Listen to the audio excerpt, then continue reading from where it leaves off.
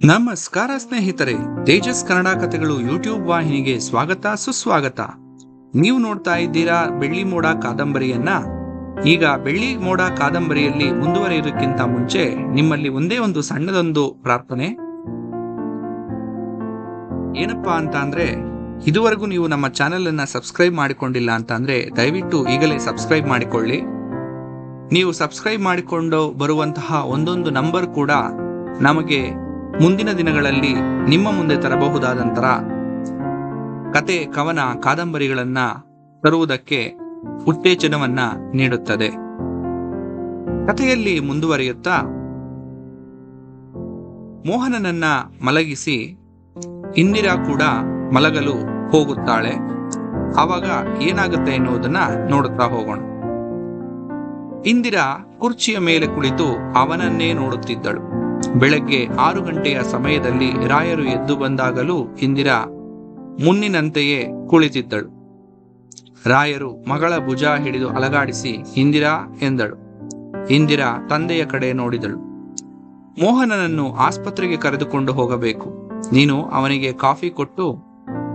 ರಾಯರ ದನಿ ಕೇಳಿ ಮೋಹನ ಎಚ್ಚರಗೊಂಡ.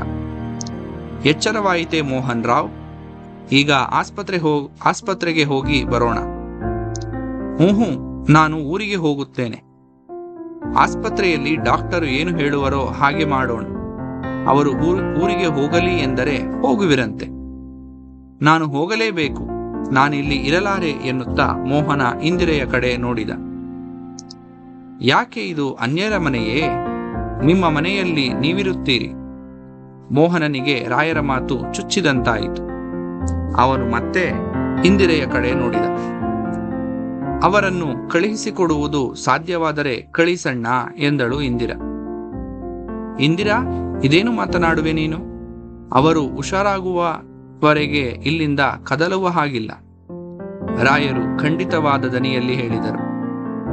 ಮೈಸೂರು ದೊಡ್ಡ ಊರು, ಅಲ್ಲಿಗಿಂತಲೂ ಇಲ್ಲಿ ಒಳ್ಳೆಯ ವೈದ್ಯರುಗಳಿರುತ್ತಾರೆ. ಮಗಳು ಮತ್ತೆ ವಾದಿಸಿದಳು. ಮೊದಲು ಇಲ್ಲಿಯ ಡಾಕ್ಟರ ಅಭಿಪ್ರಾಯ ಕೇಳಿ ತಿಳಿದುಕೊಳ್ಳೋಣ ಎನ್ನುತ್ತಾ ರಾಯರು ಹೋದರು. ಅಷ್ಟರಲ್ಲಿ ಪುಟ್ಟಯ್ಯ ಗಡಬಡಿಸಿ ಎದ್ದು ಹೇಗಿದ್ದಾರೆ ಎನ್ನುತ್ತಾ ಎದ್ದು ಬಂದ. ನಿದ್ದೆ ಮಾಡಿದೆಯಾ ಪುಟ್ಟಯ್ಯ? ಇಂದಿರಾ ಕೇಳಿದಳು. ಇಲ್ಲ ಅಮ್ಮಯ್ಯ, ರಾತ್ರಿ 1 ಗಳಿಗೆ ಸಹಿತ ನನಗೆ ನಿದ್ದೆ ಬರಲಿಲ್ಲ. ಇಂದಿರಾ ನಕ್ಕು, ಒಳ್ಳೆಯದಾಯಿತು, ಮೋಹನ ರಾಯರಿಗೆ ಮುಖ ತೊಳೆದುಕೊಳ್ಳಲು ಬಿಸಿ ನೀರು ತಂದುಕೊಡು ಎಂದಳು. ನಾನೇ ಹೋಗುತ್ತೇನೆ ಎನ್ನುತ್ತಾ ಮೋಹನ ಆತುರವಾಗಿ ಎದ್ದು ನಿಲ್ಲಲು ಪ್ರಯತ್ನಿಸಿದ. ನೆಲದ ಮೇಲೆ ಕಾಲು ಊರಲು ಅವನಿಂದ ಸಾಧ್ಯವಾಗಲಿಲ್ಲ. ಅವನು ನೋವಿನಿಂದ ನರಳಿ ಹತ್ತಿರದಲ್ಲಿಯೇ ನಿಂತಿದ್ದ ಇಂದಿರೆಯ ಭುಜದ ಮೇಲೆ ಕೈಯೂರಿದ. ಇಂದಿರೆಯ ಭುಜ ಹಿಡಿದಿದ್ದಂತೆಯೇ ಹೆಜ್ಜೆ ಎತ್ತಿಡಲು ಪ್ರಯತ್ನಿಸಿ ಸಾಧ್ಯವಾಗದಿರಲು ಹಾಸಿಗೆಯ ಮೇಲೆ ಕುಳಿತು, ಇಂದಿರಾ, ಸದ್ಯಕ್ಕೆ ನನ್ನಿಂದ ನಿಮಗೆ ಬಿಡುಗಡೆ ಇಲ್ಲವೆಂದು ತೋರುತ್ತದೆ ಎಂದು. ಇಂದಿರಾ ಅವನ ಪ್ರಶ್ನೆಗೆ ಉತ್ತರ ಹೇಳುವ ಬದಲು ಅವನಿಗೆ ಬೆನ್ನು ಮಾಡಿ ಅವನ ಪೆಟ್ಟಿಗೆಯಲ್ಲಿ ಹಲ್ಲುಜ್ಜುವ ಬ್ರಷ್ ಪೇಸ್ಟನ್ನು ಹುಡುಕತೊಡಗಿದಳು. ಅಲ್ಲಿಲ್ಲ, ಅದು ಲೆದರ್ ಬ್ಯಾಗ್ನಲ್ಲಿದೆ. ಇಂದಿರಾ ಹುಡುಕಿ ಎರಡನ್ನೂ ಮೋಹನನ ಕೈಗೆ ತಂದಿತ್ತಳು. Thank you. ಪುಟ್ಟಯ್ಯ ಬಿಸಿನೀರನ್ನು ಬೇಸಿನ್ನನ್ನು ತಂದಿರಿಸಿದ. ಮುಖ ತೊಳೆದಾದ ಕೂಡಲೇ ಟವಲನ್ನು ಹಿಡಿದು ನಿಂತಿದ್ದ ಇಂದಿರಾ ಟವಲನ್ನು ಅವನ ಕೈಗೆ ಕೊಟ್ಟಳು. ಥ್ಯಾಂಕ್ಸ್.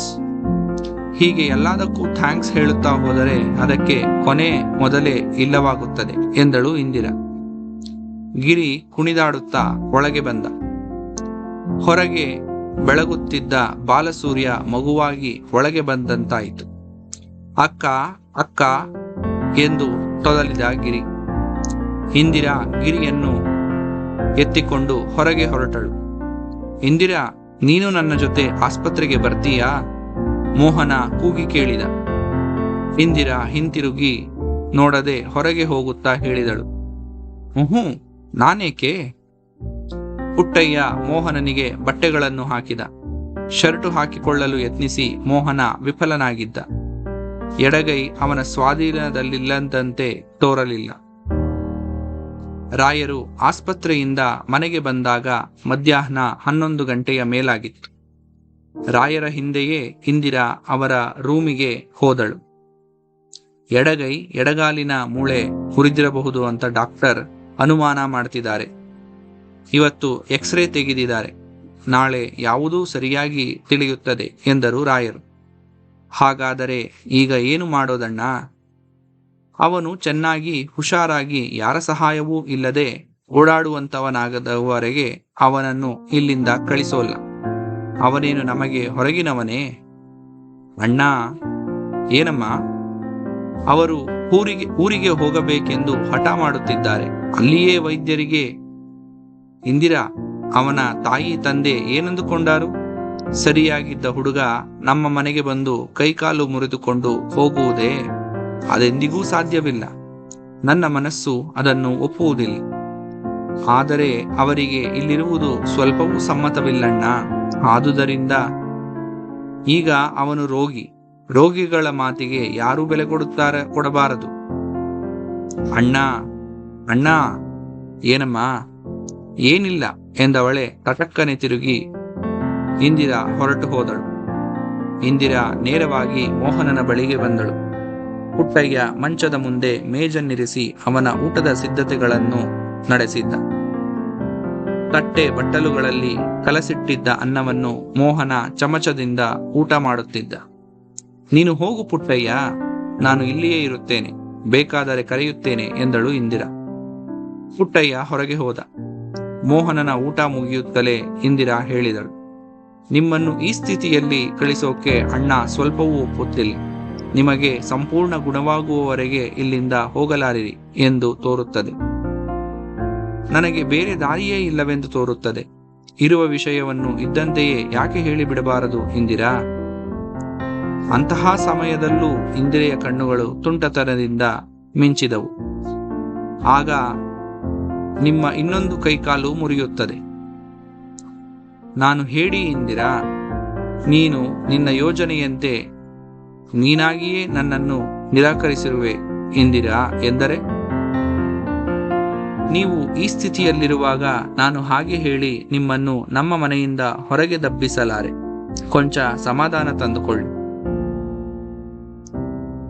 ಈಗಾಗಲೇ ನನ್ನ ಮೇಲೆ ನಿಮ್ಮ ಸಾಲದ ಹೊರೆ ಅಧಿಕವಾಗಿದೆ. ಈ ಹೊರೆ ಹೇಗೆ ಇಳಿಸಲಿ? ಸಾಲ ಮಾಡುವವರು ತಮ್ಮ ಶಕ್ತಿ ಇದ್ದಷ್ಟು ಸಾಲ ಮಾಡಬೇಕು. ತೆಗೆದುಕೊಂಡ ಸಾಲ ತೀರಿಸುವ ಭರವಸೆ, ಆತ್ಮವಿಶ್ವಾಸ ಅವರಿಗಿರಬೇಕು. ಈಗ ನಾನೇನು ಮಾಡಲಿ? ನಾನು ಹೇಳಿದಂತೆ ಮಾಡುವಿರಾ? ಎಂದ ಮೋಹನ ನಿರುಪಾಯನಾಗಿ. ನಮ್ಮ ಮನೆಗೆ ಯಾವ ಅತಿಥಿ ಬಂದಿದ್ದು ಹೀಗೆ ನಿಮ್ಮ ಸ್ಥಿತಿಯಲ್ಲಿದ್ದರೆ ನಾವು ಅವರನ್ನು ಹೋಗಗೊಡುತ್ತಿರಲಿಲ್ಲ. ಆದುದರಿಂದ ನಿಮಗೆ ಹೆಚ್ಚುಗಾರಿಕೆಯಾಗಿ ನಾವು ಏನನ್ನೂ ಮಾಡುವುದಿಲ್ಲ. ಎಲ್ಲ ಅತಿಥಿಗಳನ್ನು ನೋಡಿಕೊಳ್ಳುವ ಹಾಗೆ ನಿಮ್ಮನ್ನೂ ನೋಡಿಕೊಳ್ಳುತ್ತೇವೆ. 4 ಜನರಲ್ಲಿ ನೀವೊಬ್ಬರು. ಇಂದಿರೆಯ ಮಾತು ಕೇಳಿ ಮೋಹನನ ಮನಸ್ಸು ಚುರುಗುಟ್ಟಿತು. ಅವರ ಮನೆಗೆ ಬರುವ 4 ಜನರಲ್ಲಿ ತಾನೊಬ್ಬನಂತೆ. ಅವನ ಹೃದಯವನ್ನು ಮೀಟಿದ ನೋವಿನ ಎಳೆ ಹುಬ್ಬುಗಳನ್ನು ಎಳೆದು ಕೂಡಿಸಿತು. ಆಗಬಹುದೇ? ಇಂದಿರೆಯ ದನಿಯಲ್ಲಿ ಅಣಕವಿರಲಿಲ್ಲ, ಬದಲು ಸಹಜತೆಯಿತ್ತು. ಕಷ್ಟದಲ್ಲಿರುವ, ಇಕ್ಕಟ್ಟಿನಲ್ಲಿರುವ ಬಂಧುವೊಬ್ಬನಿಗೆ ಮಾರ್ಗದರ್ಶನ ಮಾಡಲಿರುವ ಹಿತಚಿಂತಕನ ಸಹಾನುಭೂತಿ. ಆಗಲಿ. ಇಂದಿರಾ ಮೇಜಿನ ಹತ್ತಿರ ಬಂದು ತಟ್ಟೆ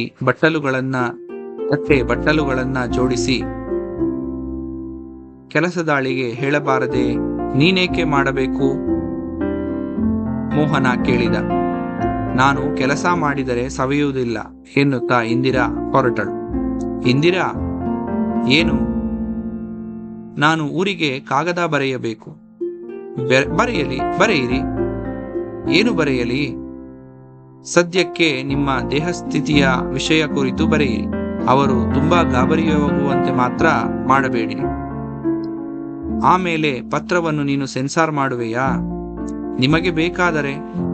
ಹಾಗಾದರೆ ಲೆದರ್ ಕೇಸಿನಲ್ಲಿ ಕಾಗದ ಪೆನ್ನಿದೆ.